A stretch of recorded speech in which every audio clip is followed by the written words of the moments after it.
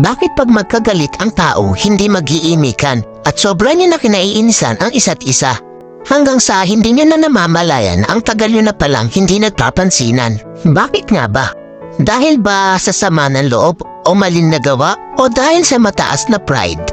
Sa sobrang taas ng pride, nagpapakiramdaman kayo kung sino ang unang hihingi ng tawad. Paano kung pareho kayong ma-pride? E di habang buhay na kayong walang pansinan at mag-iinisan, di ba? Alam niyo ba ang kasabihang, it's better to lose your pride because of your love than to lose your love because of your pride?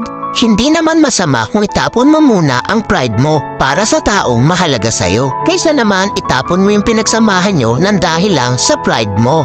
Wala namang masama o mawawala kung ikaw ang unang lalapit o iimik. Ika nga ang nagmamataas ang siyang ibinababa at ang nagpapakumbaba ang siyang itinataas. Kaya huwag ugaliin na magkimkim ng galit dahil ang galit ay basura lang sa ating puso at isipan.